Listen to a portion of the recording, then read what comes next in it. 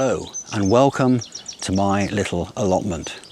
Coming up is a varied look at the world of growing your own food. And this time around we start off with the humble beetroot.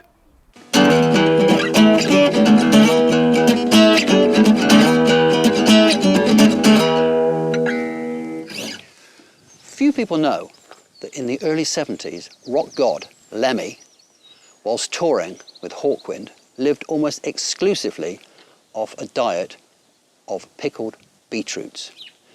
It was cheap, highly nutritious, and encouraged the attention of many female fans eager to participate in a beetroot salad with Mr. Kilminster after the gigs.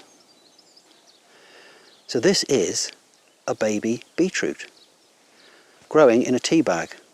It was a seed 4 days ago, and it's made itself at home in one of my Earl Grey tea bags, but it's too small to go in the ground. So let's get one that's a little bit bigger and get it in the ground. So time to start digging, and guess what? I'm on my knees again.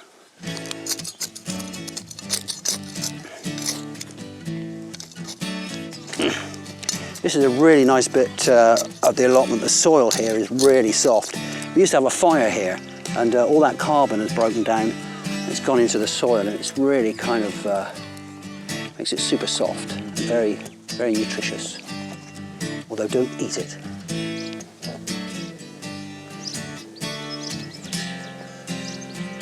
Pretty much everything I put in the ground here can do with a little soft bed to go in. So let's get some of this compost in before our little beetroot settles down for the night. That's the compost done. So time to put these little beetroots in.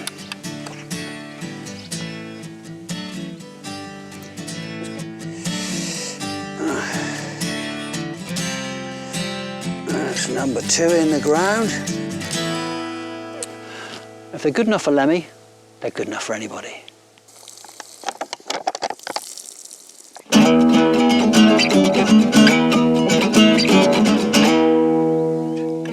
It's a hangover cure, as it cleanses the liver. It's an aphrodisiac and a hair dye too. It was first cultivated by the Romans. What did they ever give us? And the ancient Greeks used it medicinally as a cure for constipation.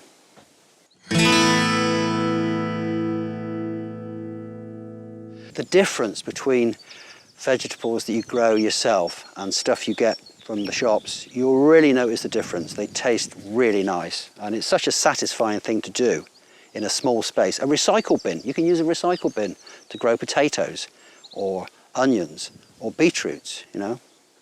You don't need a lot of space.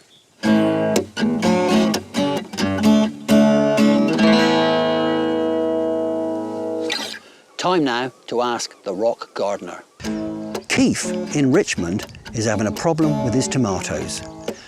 The leaves are going black and they're wilting. I'm sorry mate, you've got blight. It's an airborne disease, so it could well have come over the fence from your neighbour Mr. Jagger's greenhouse. My advice?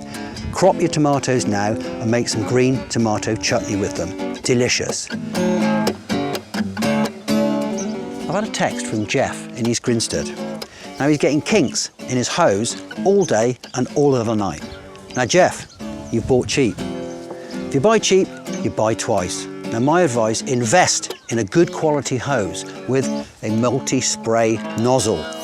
That way, your delicate little seedlings will enjoy a gentle misting, and the more hardy guys will get a good old squirt. Well, that's it. I hope you've enjoyed this and possibly learned something along the way. And as for the little rock star stories, well, they could be true, or not, but you'd love them to be true, wouldn't you? So until next time, enjoy your gardening.